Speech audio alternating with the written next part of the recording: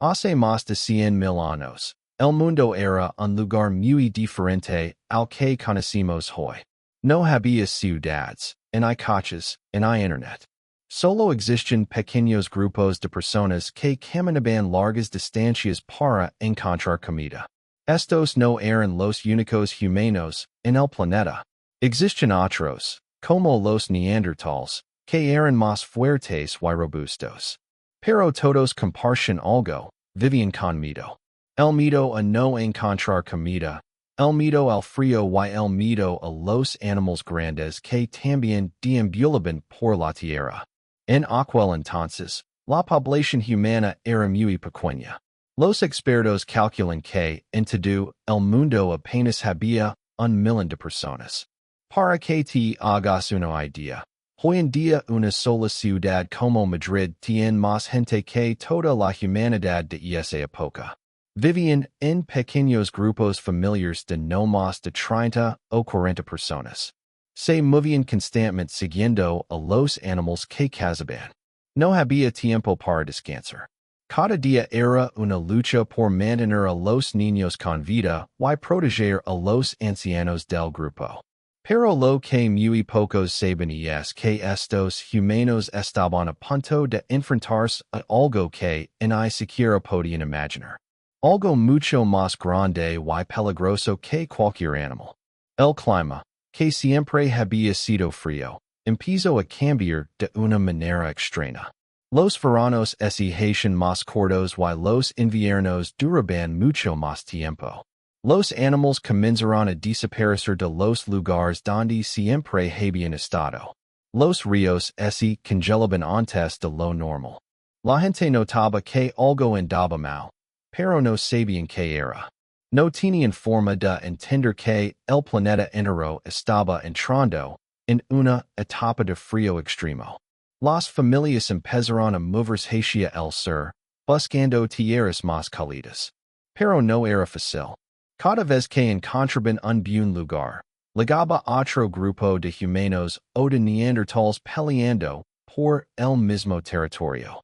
La comida escaseaba tanto que a veces tenían que pasar días enteros sin probar bocado.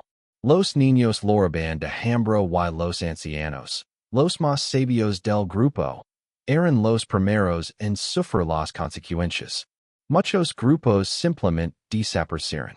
Se quedaron atrapados en algún lugar frío y no pudieron seguir adelante. Sin embargo, lo peor estaba por llegar. Y nadie, absolutamente nadie, podía prepararse para lo que se avecinaba. En una isla lejana llamada Sumatra, algo terrible estaba a punto de ocurrir. La tierra lavaba años temblando. Los pocos humanos que vivían cerca habían notado que los animales huían despavoridos hacia el mar, como si presentaran un peligro invisible. El cielo a veces se veía extraño, con colores rojizos al atardecer. Pero ellos no le daban importancia. Estaban demasiado ocupados buscando comida para sobrevivir. Hace exactamente 74,000 años, la montaña explotó. Pero no fue una explosión normal. Fue como si miles de bombas atómicas estallaran al mismo tiempo. El volcán toba arrojó tanta ceniza y humo hacia el cielo que el sol desapareció por completo. Imagina vivir en un lugar donde la noche dura años. Así fue como comenzó el infierno para los humanos que lograron sobrevivir a la primera explosión. La ceniza cayó durante semanas enteras. Cubrió todo, los ríos, los árboles, los animales muertos. Quienes respiraban ese air lleno de polvo se enfermaban rápidamente y morían con tos y fiebre. Las plantas no podían crecer porque no recibían luz del sol. Los animales grandes, como los mamuts, murieron por millones. El mundo se convirtió en un desierto helado y oscuro. Los pocos humanos que quedaron vagabundos sin rumbo. No sabían qué hacer ni hacia donde ir. Algunos grupos perdieron la esperanza y se sentaron a esperar la muerte. Otros peleaban entre ellos por un pedazo de carne podrida. Fue una época de mucha desesperación. Las madres no podían dar de mamar a sus bebés porque ellas mismas no comían. Los ancianos, viendo que eran una carga, se elegiban del grupo para morir solos en la nieve, tratando de darles una oportunidad a los más jóvenes. La humanidad, que tanto había luchado por sobrevivir durante miles de años, estaba llegando a su fin. El número de personas en todo el planeta cayó de manera alarmante. Paran de ser un millón a quedar solo unos pocos miles. Para ser exactos, los científicos creen que, en el momento más crítico, apenas quedaban entre 3,000 y 5,000 personas con vida en todo el mundo. Eso significa que de cada 200 humanos que existen, solo uno logró ver la luz del sol nuevamente. Fue una extinción casi total. Y lo más increíble es que todos nosotros, los que estamos vivos hoy, venimos de ese pequeño grupo de personas que se negaron a morir. En medio de tanta oscuridad y muerte, hubo un lugar donde la vida logró resistir. No fue en Europa, en Asia, en América. Fue en el sur de África, en una región que hoy conocemos como Sudáfrica. Ali, un pequeño grupo de humanos encontró refugio en la costa. Frente al mar, descubrieron algo que les salvó la vida, los mariscos. Mientras el resto del mundo se congelaba y moría de hambre, estos grupos aprendieron a recoger megalons, almejas y caracoles de mar. No era una comida abundante, pero era suficiente para no morir. Día tras día, las mujeres y los niños se turnaban para buscar comida entre las rocas. Los hombres cazaban pequeños animales que también buscaban refugio en la costa. No era una vida fácil, pero era vida al fin y al cabo. Estos sobrevivientes compartían todo lo que encontraban. No había peli por la comida, porque sabían que si alguien del grupo moría, todos estarían más débiles. Desarrollaron una inteligencia especial para trabajar juntos. Aprendieron a hablar mejor entre ellos, a planificar, a contarse historias para no perder la esperanza. Las noches eran largas y oscuras, pero se sentaban alrededor del fuego y recordaban los tiempos en que el sol calentaba la tierra. Esos recuerdos les daban fuerzas para seguir.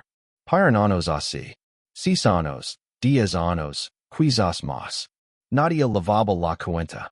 Hasta que un día, algo increíble ocurrió. Una mañana, la oscuridad comenzó a desaparecer. Una tenue luz apareció en el horizonte. Al principio pensaron que era un sueño, que sus ojos les estaban engañando. Pero no, era real. El sol volvía a salir. Los ancianos lograron al sentir el calor en su piel.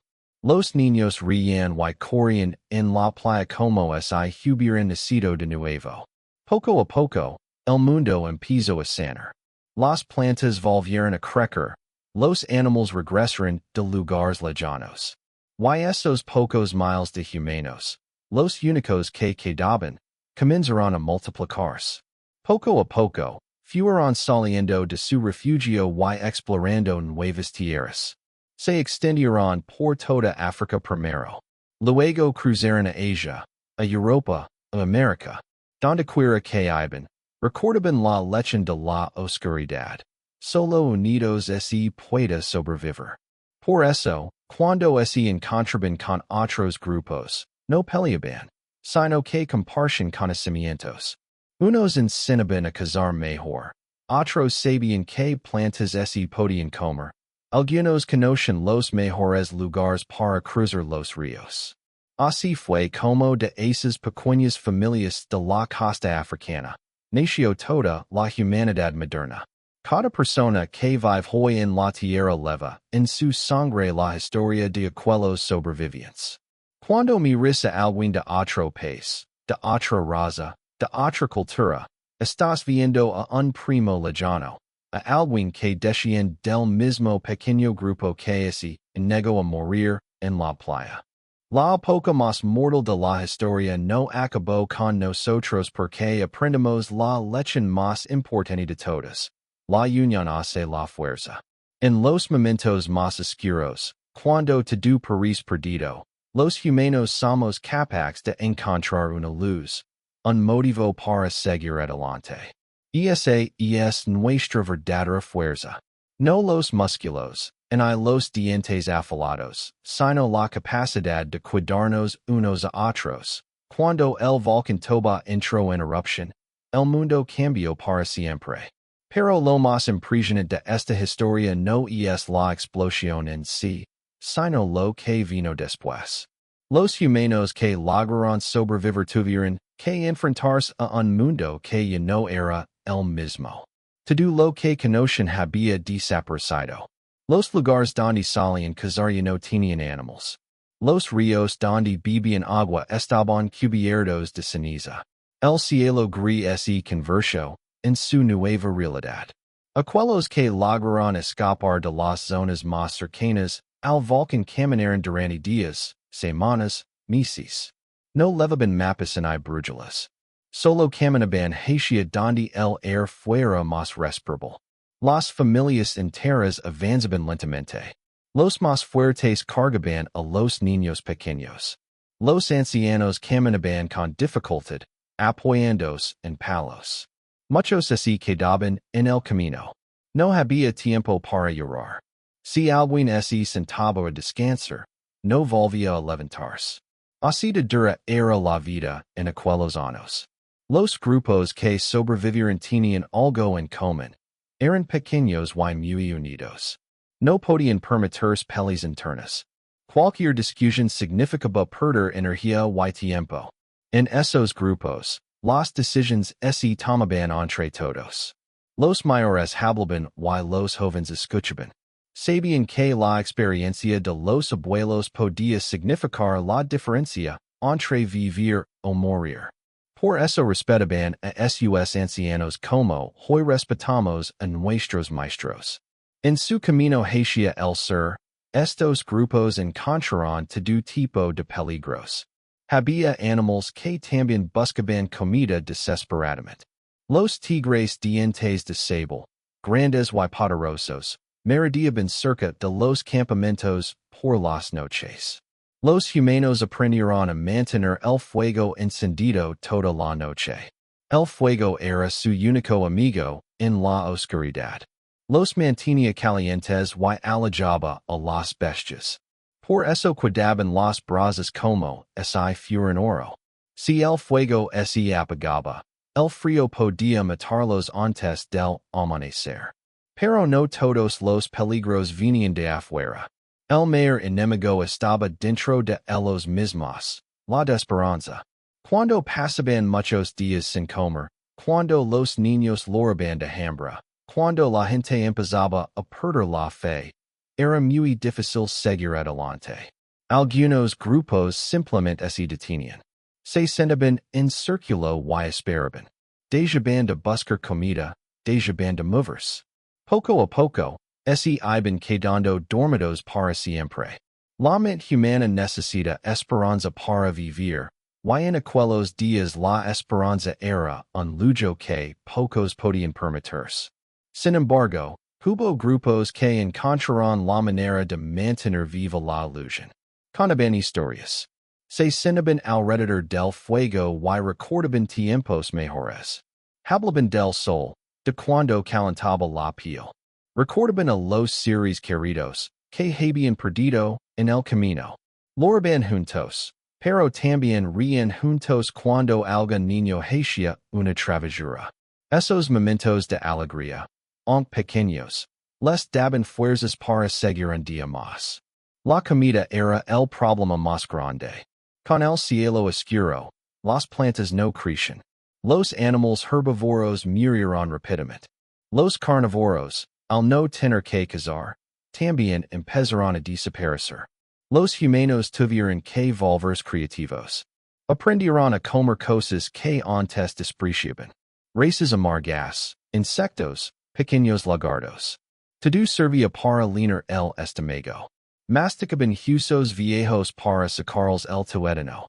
Herbian peels de animals para hacer un caldo que aunque no alimentaba mucho, al menos daba calor. En la costa de África, los grupos que llegaron al mar descubrieron un tesoro escondido. Cuando bajaba la marea, quedaban al descubierto pequeñas pozas entre las rocas. Ali encontraban criaturas marinas que no necesitaban la luz del sol para vivir. Megalons pegados a las piedras, cangrejos escondidos bajo la arena, erizos de mar con su carne amarilla. Aprender a sacarlos no fue fácil. Los primeros que los probaron seguramente se intoxicaron. Pero con el tiempo, fueron descubriendo cuales se podían comer y cuales no. Ese conocimiento se transmitió de padres a hijos y salvó a toda una generación. Las mujeres fueron las grandes heroínas de esta época. Mientras los hombres exploraban tierra adentro buscando animales para cazar, las mujeres se quedaban en la costa recolectando mariscos. Pero no solo eso. Cuidaban de los niños, mantenían el fuego encendido, curaban a los heridos con hierbas que conocen. Ellos eran el corazón del campamento. Sin su trabajo constante, los grupos se habrían desintegrado rápidamente. Los niños aprendían mirando a sus madres. Las niñas pequeñas imitaban la forma de buscar comida entre las rocas. Los niños aprendían a respetar el trabajo de todos. Paran los años. 5 años, 10 años, quizás más. Nadie lavaba la cuenta del tiempo porque no existían los calendarios. Pero algo comenzó a cambiar. El cielo, poco a poco, se fue aclarando. Al principio era solo un poco más de luz al mediodía. Luego, las tardes empezaron a alargarse. Hasta que un día, ocurrió el milagro. El sol apareció entre las nubes. No fue un sol débil como el que habían visto en los últimos años. Fue un sol radiante, cálido, como el que recordaban los ancianos de su juventud. La gente salió de sus refugios y levantó la cara al cielo. Sintieron el calor en la piel y loraron de emoción. Los niños señalaban con el dedo esa bola brillante que apenas conocen. Los abuelos se arrodillaron en la arena y dieron gracias a los espíritus. No sabían explicar lo que había pasado, pero entendían que algo grande había terminado. La pesadilla llegaba a su fin. Con la luz del sol, la tierra comenzó a sanar. Las primeras plantas en aparecer fueron pequeños brotes verdes entre las rocas. Los animales más resistentes empezaron a salir de sus escondites. Poco a poco, el mundo volvía a la vida. Y los humanos, esos pocos miles que habían resistido, estaban listos para comenzar de nuevo. Lo más increíble de esta historia es lo que pasó después. Aquellos sobrevivientes no se quedaron quietos. Comenzaron a explorar. Pequeños grupos se aventuraron más allá de la costa, siguiendo el curso de los ríos. Encontraron valles verdes donde antes solo había hielo. Descubrieron nuevos animales que nunca habían visto. Y lo más importante, comenzaron a encontrarse entre ellos. Durante los años de oscuridad, los grupos habían estado completamente aislados. No sabían si había otros humanos vivos en otros lugares. Cuando los primeros exploradores se toparon con otro grupo, el encuentro debió ser increíble. Al principio, seguramente hubo miedo. Se miraron de lejos, sin saber si acercarse o salir corriendo. Pero luego, alguien hizo un gesto. Tal vez extendió la mano mostrando que no llevaba armas. O quizás ofreció un trozo de comida. Poco a poco, se acercaron y descubrieron que eran iguales. Hablaban lenguas diferentes, pero se entendían con señas. Intercambiaron historias, mujeres, herramientas. Así empezó la verdadera expansión de la humanidad. Esos encuentros entre grupos fueron fundamentales. Cada grupo había desarrollado habilidades distintas durante el aislamiento. Unos eran expertos cazadores, otros sabían pesca mejor, algunos conocían las plantas curativas. Cuando se juntaban, compartían todo ese conocimiento. Y al mezclarse, los niños nacen más fuertes y diversos. Los científicos de hoy han estudiado nuestro ADN y han hecho un descubrimiento asombroso. Todos los humanos que vivimos fuera de África, y la mayoría de los que vivimos dentro, tenemos un grupo muy pequeño de ancestros comunes. Eso significa que tú, yo y todas las personas que conocimos venimos de esa pequeña tribu de supervivientes en la costa africana. Somos familia. Primos lejanos, pero familia al fin y al cabo. La próxima vez que alguien te diga que somos diferentes por el color de piel o por el lugar donde nacimos, recuerda esta historia. Recuerda que hace 74,000 años, tus abuelos y los míos estaban juntos en una playa, mirando al cielo esperando que el sol volviera. Ellos compartieron la comida. Se cuidaron unos a otros y lograron lo imposible, mantener viva la llama de la humanidad. Mientras el sol volvía a calentar la tierra, los pequeños grupos de sobrevivientes comenzaron un viaje que cambiaría la historia para siempre. No lo sabían, pero ellos eran los elegidos. De toda la humanidad que existía antes de la erupción, solo ellos habían logrado pasar la prueba más difícil. Ahora tenían una misión: llenar el mundo de vida nuevamente. Los primeros años después de la oscuridad fueron de descubrimiento. La naturaleza renace con fuerza. Los valles se cubrieron de hierba verde. Los ríos bajaban limpios otra vez. Los animales regresaban en manadas cada vez más grandes. Para aquellos humanos que habían vivido décadas de escasez, por tanta abundancia era como un sueño. Podían cazar sin miedo a quedarse sin comida. Podían quedarse varios días en un mismo lugar sin necesidad de moverse. Esto cambió su forma de vivir. Durante la época más dura, tenían que caminar constantemente buscando algo que comer. Ahora, con comida cerca, podían construir campamentos más estables. Empezaron a hacer chozas con ramas y pieles de animales. Colocaban piedras alrededor del fuego para que el calor se mantuviera por más tiempo. Las mujeres podían dar a luz en un lugar seguro, sin tener que cargar al recién nacido al día siguiente para. Los niños crecían más fuertes porque comían mejor. Los ancianos, que antes eran una carga en los viajes largos, ahora se volvieron fundamentals. Ellos recordaban cómo era el mundo antes de la erupción. Sabían dónde había agua durante todo el año y en qué épocas migraban los animales. Los jóvenes escuchaban con atención esas historias. Cada palabra de los abuelos era una lección de supervivencia.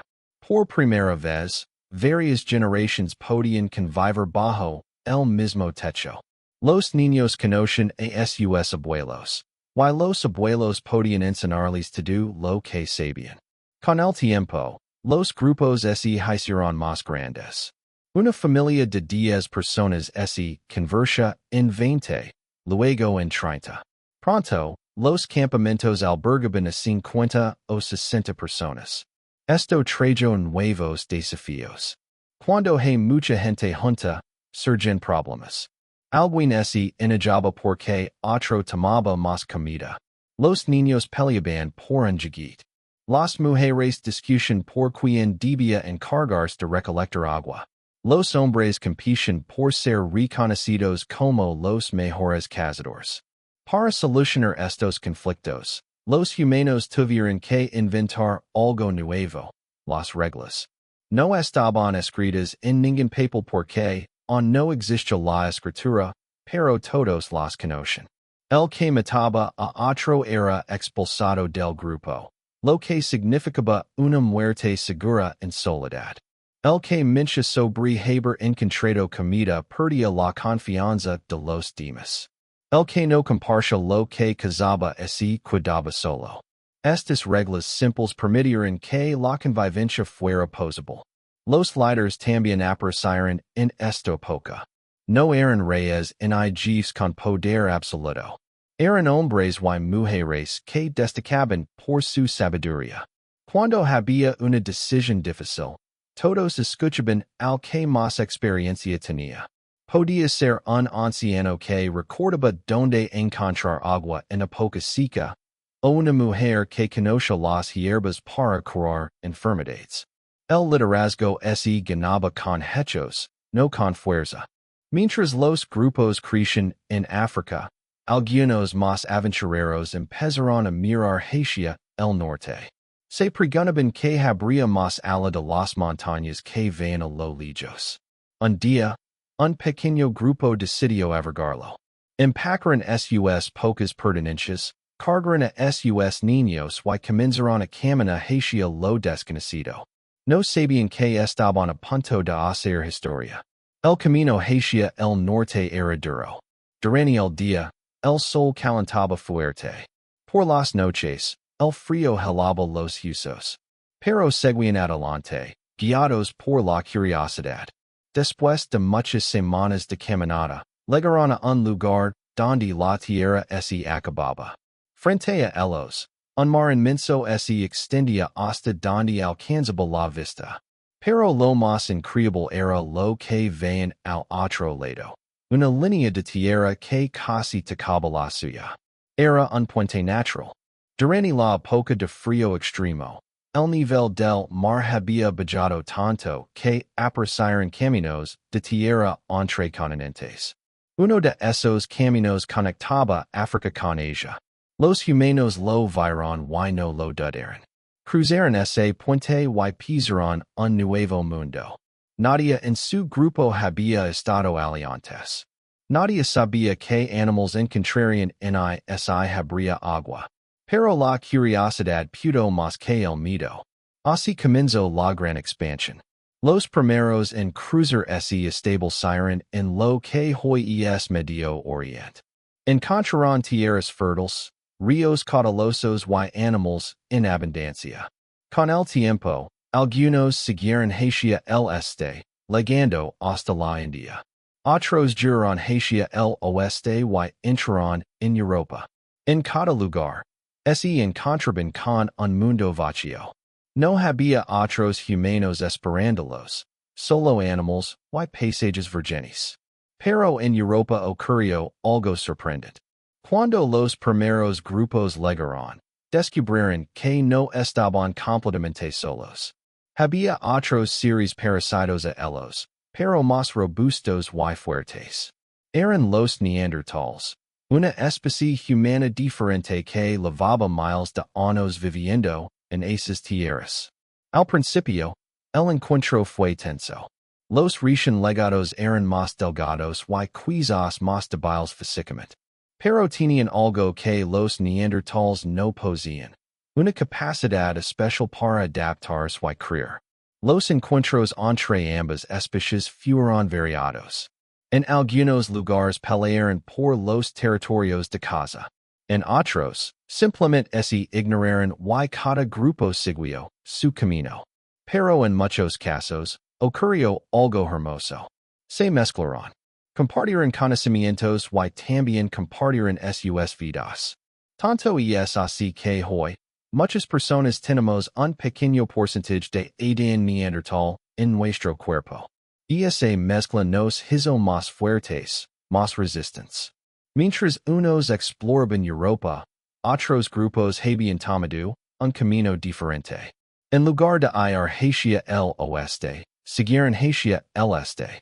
Atravesaron Asia Central, con sus inmensas llanuras y sus inviernos terriblemente fríos. Estos humanos aprendieron a sobrevivir en condiciones extremas. Fabricaron ropa con pieles bien cocidas para que no entrara el viento. Aprendieron a construir refugios bajo la nieve. Descubrieron que quemar huesos de animales daba un calor más duradero que la madera.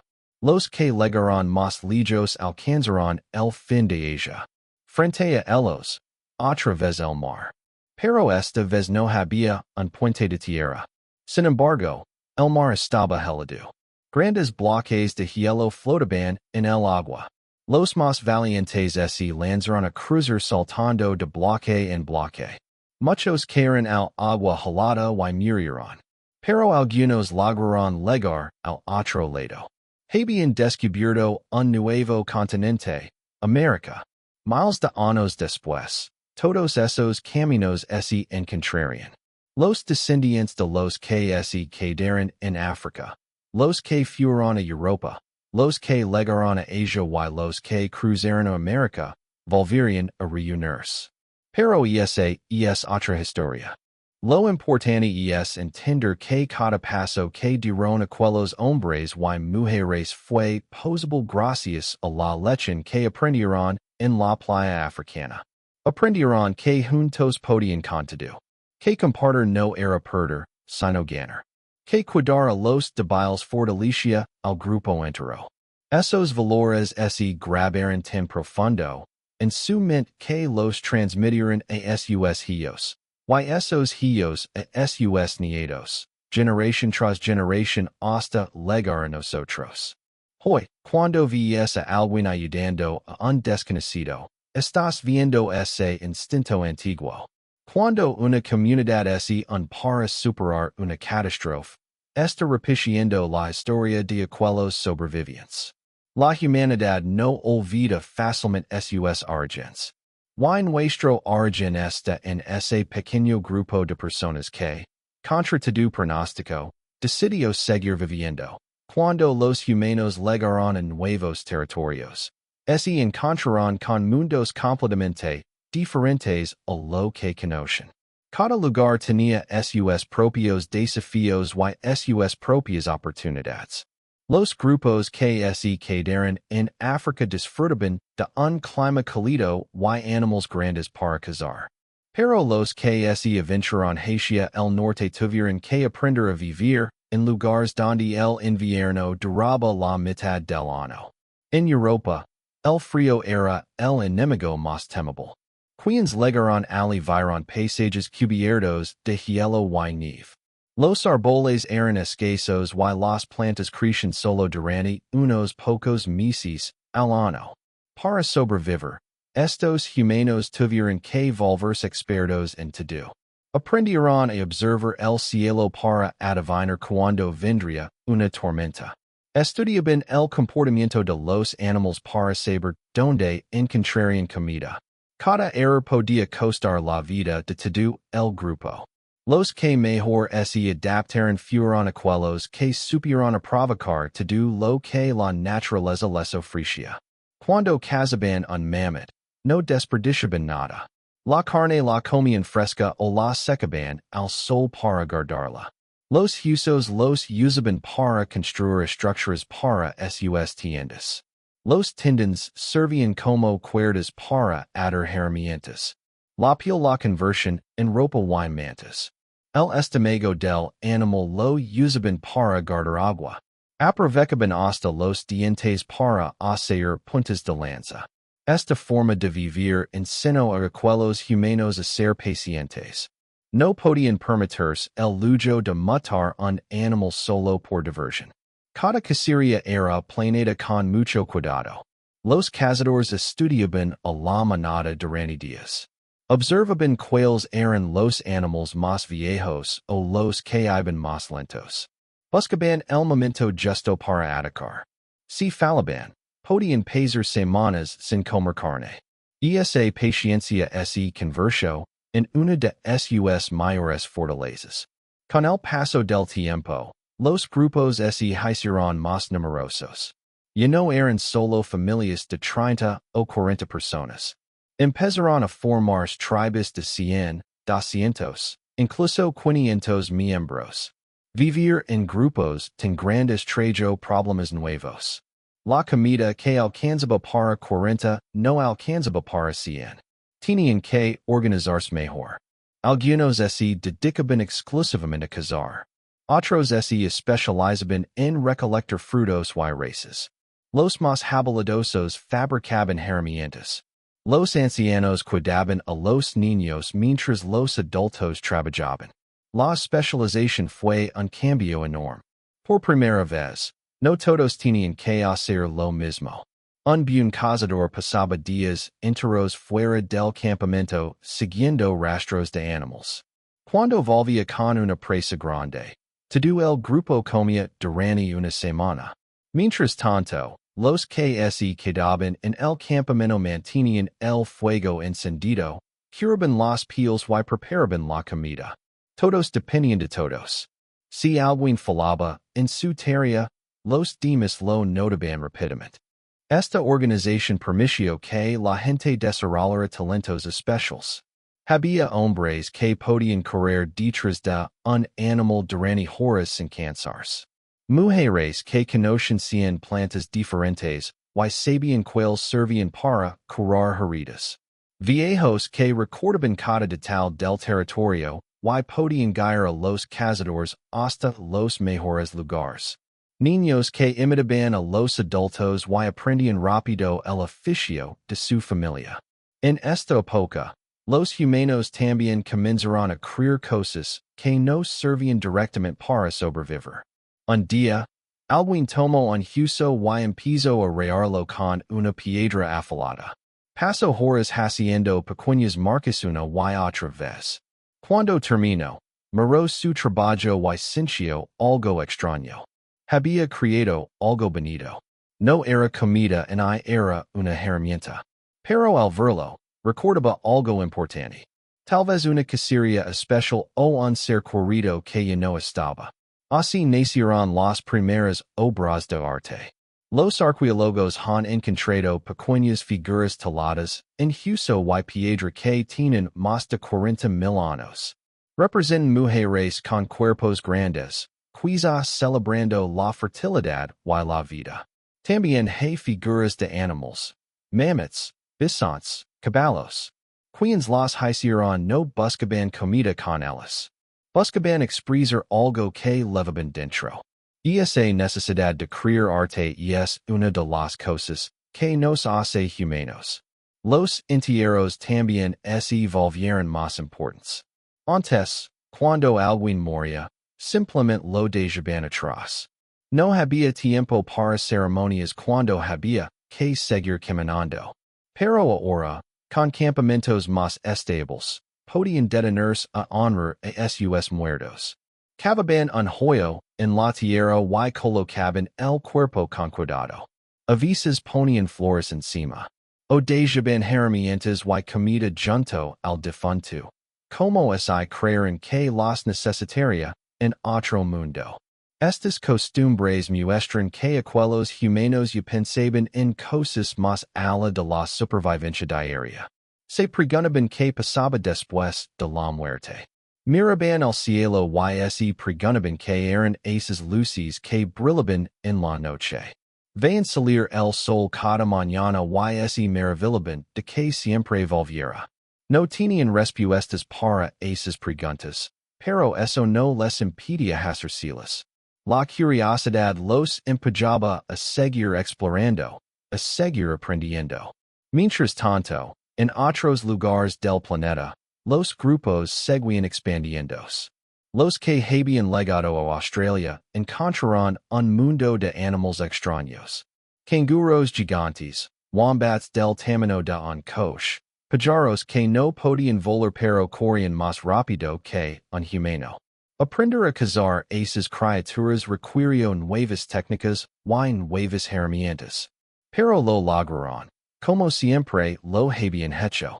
Los que llegaron a América se encontraron con un continente prácticamente vacío de humanos. Animales enormes como perezosos gigantes y armadillos del tamaño de un auto vagaban por las llanuras. Los primeros americanos se extendieron rápidamente de norte a sur. En solo unos miles de años, llegaron hasta la Patagonia, en el extremo sur del continente. Cada grupo que se establecía en un lugar desarrollaba su propia forma de vivir, su propia lengua, sus propias costumbres. Pero en medio de tanta diversidad, todos comparten algo fundamental. Todos descendían de aquellos pocos miles que sobrevivieron en la costa africana. Todos llevaban en su sangre la memoria de la gran oscuridad. No lo sabían conscientemente, pero sus cuerpos lo recordaban. Por eso podían adaptarse a cualquier clima, a cualquier terreno. Por eso podían inventar soluciones para cualquier problema. Los científicos se preguntan cómo fue posible que una especie al borde de la extinción terminara dominando el planeta. La respuesta está en la capacidad de los humanos para cooperar. Ningún otro animal puede juntar a 100 desconocidos para trabajar juntos en un objetivo común. Las hormigas cooperan, pero solo con las de su mismo nido.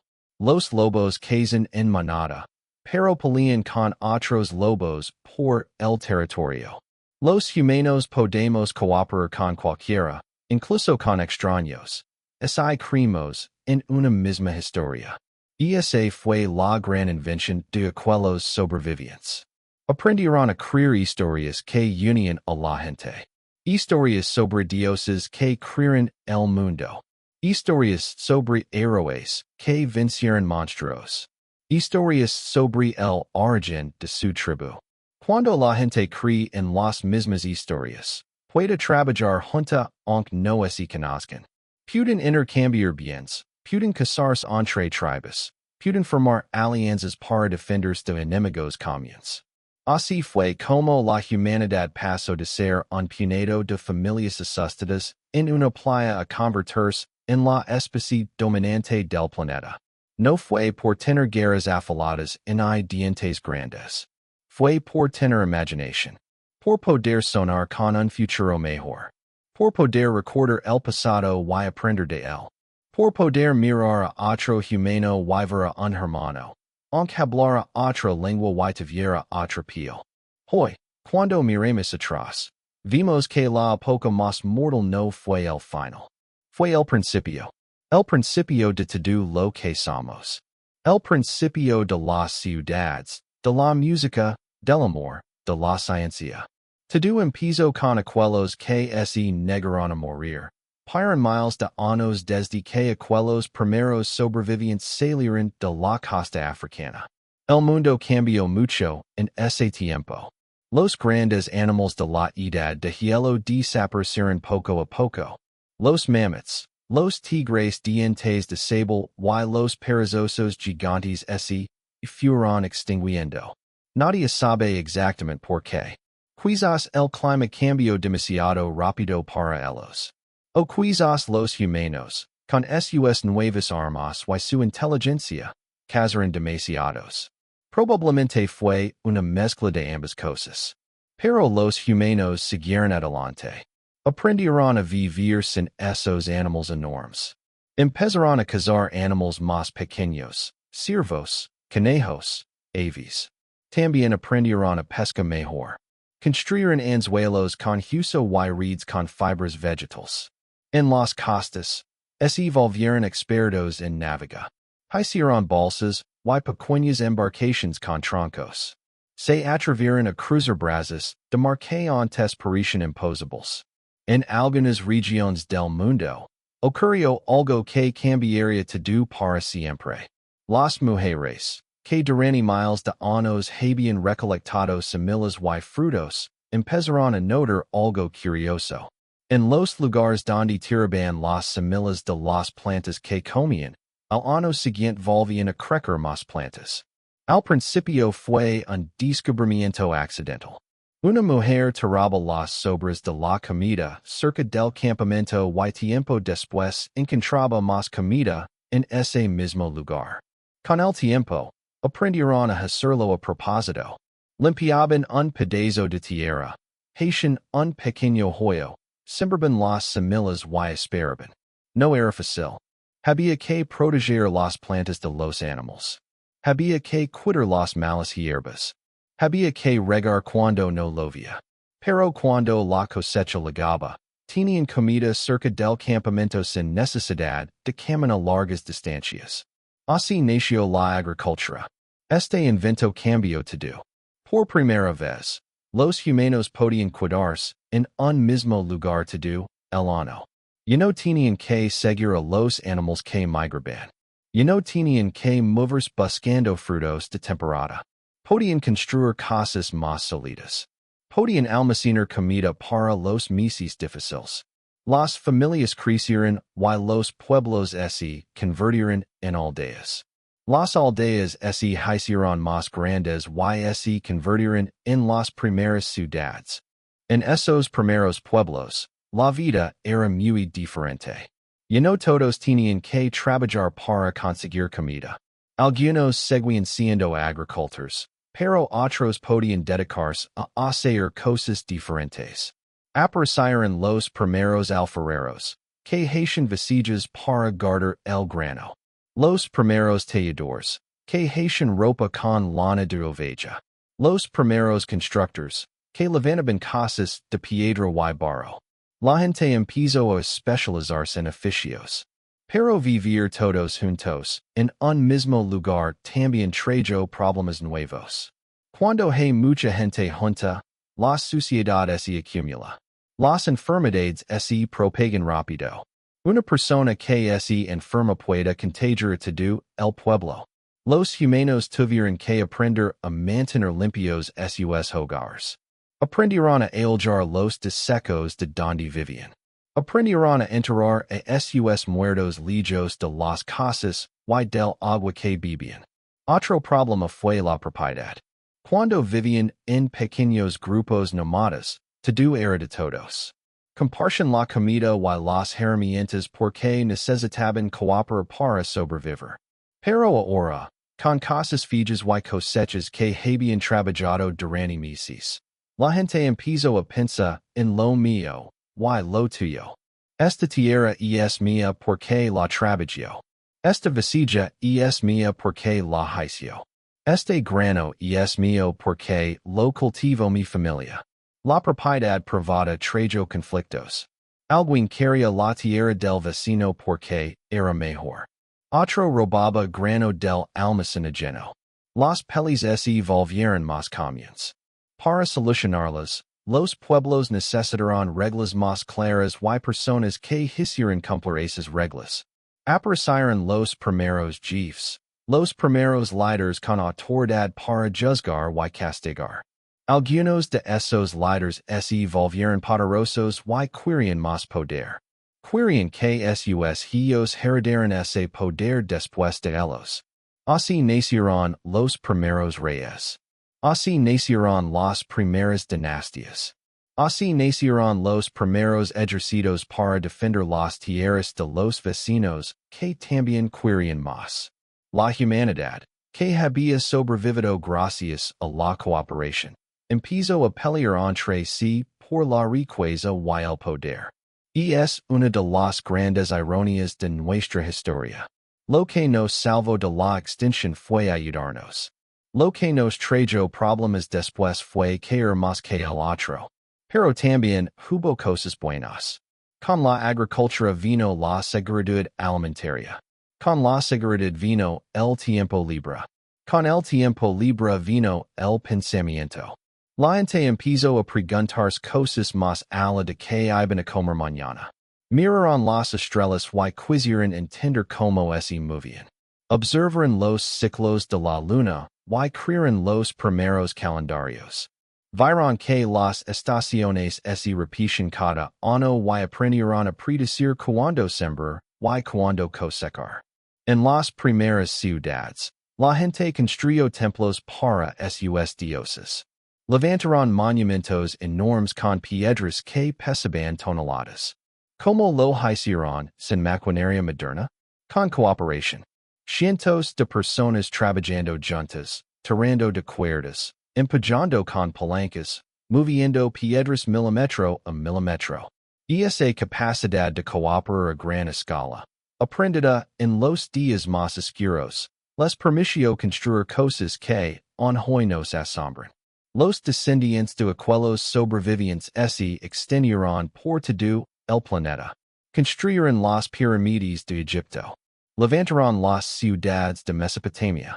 Navegaron por el Mediterráneo y crearon el imperio griego. Cruzaron los Alpes con sus ejércitos y fundaron Roma. Atravesaron los desiertos de Arabia y levaron su conocimiento hasta España. Navegaron por el Océano Pacífico y poblaron las islas más remotas. Miles de años después, los descendientes de aquellos africanos que sobrevivieron al volcán Toba habían conquistado el mundo. Pero en el fondo, seguían siendo los mismos. Seguían necesitando comunidad. Seguían necesitando historias. Seguían necesitando creer que mañana sería mejor que hoy. Esas necesidades no han cambiado. Son las mismas hoy que hace 100,000 años. Hoy vivimos en un mundo muy diferente. Tenemos casas con calefacción, comida en el supermercado, medicinas para casi cualquier enfermedad. Podemos volar por el cielo en aviones y hablar con alguien al otro lado del mundo en segundos. Pero nuestro cuerpo y nuestra mente son los mismos que los de aquellos sobrevivientes en la playa. Por eso, cuando hay una crisis, lo primero que hacemos es buscar a otros. Llamamos a nuestra familia. Preguntamos por nuestros amigos. Nos preocupamos por los vecinos. Ese instinto de cuidar a los nuestros viene de aquellos días. Viene de cuando no existe otra opción. Viene de cuando un grupo de desconocidos se juntó en una playa y decidió que vivirían juntos o morirían juntos. Ese instinto nos salvó entonces y nos sigue salvando ahora. Los científicos que estudian nuestro ADN han descubierto algo hermoso. Todos los humanos compartimos el 99.9% de nuestro material genético. Las diferencias en el color de piel, en la forma de los ojos, en la estatura, son solo variaciones pequeñas. Menos del 0.1% de nuestro ADN nos hace ver diferentes por fuera. Por dentro, somos prácticamente iguales. Somos la misma familia. Cuando miremos la historia completa, vimos un hilo que conecta todo. Un hilo que empieza con un grupo asustado en una playa africana, mirando un cielo gris y preguntándose si volverían a ver el sol. Ese hilo pasa por los primeros cazadores que cruzaron a Asia, por los primeros navegantes que llegaron a Australia, por los primeros agricultores que sembraron semillas en Medio Oriente. Ese hilo liga hasta nosotros hoy. La época más mortal de la historia no es solo un dato curioso del pasado. Es parte quien somos. Es la razón por la que existimos. Es la razón por la que cuando ves a alguien sufrir, algo dentro de ti quiere ayudar. Es la razón por la que las grandes tragedias nos unen en lugar de separarnos. Es la razón por la que, a pesar de todos nuestros defectos y todas nuestras pelis, la humanidad sigue aquí. Cada persona que vive hoy en la tierra es un milagro. Para que tú nacieras, tuvieron que sobrevivir tus abuelos, y los abuelos de tus abuelos, y así hasta llegar a aquellos 5,000 en la playa. Si uno solo de esos ancestros hubiera muerto antes de tener hijos, tú no estarías aquí. Es una cadena ininterrumpida de vida que lleva miles de generations. Tú eres el eslabón más reciente de esa cadena. La próxima vez que enfrenta un problema difícil, recuerda de dónde vienes. Vienes de una línea de sobrevivientes que resistieron lo imposible. Vienes de gente que miró la oscuridad y no se rindió. Vienes de personas que compartieron su comida con extraños porque sabían que solo juntos podrían seguir adelante. Esa fuerza está en tu sangre. Solo tienes que recordarlo. Y cuando mires a otra persona, a cualquier persona en cualquier lugar del mundo, recuerda que esa persona también viene de esa misma línea. También es un milagro andante. También lleva en su cuerpo la historia de aquellos 5,000 por más diferentes que son por fuera, por dentro son familia. Son tus primos lejanos. Son tus hermanos en esta aventura de estar vivos. La época más mortal terminó hace mucho tiempo. Pero su lechen sigue viva. La lechen es simple. Solos somos débiles. Juntos somos fuertes. La lechen es que el otro no es mi enemigo. Es mi oportunidad de sobrevivir. La lechen es que la humanidad no es una competencia. Es un equipo. Y mientras recordemos eso, mientras sigamos cuidándonos unos a otros, no habrá oscuridad que pueda con nosotros.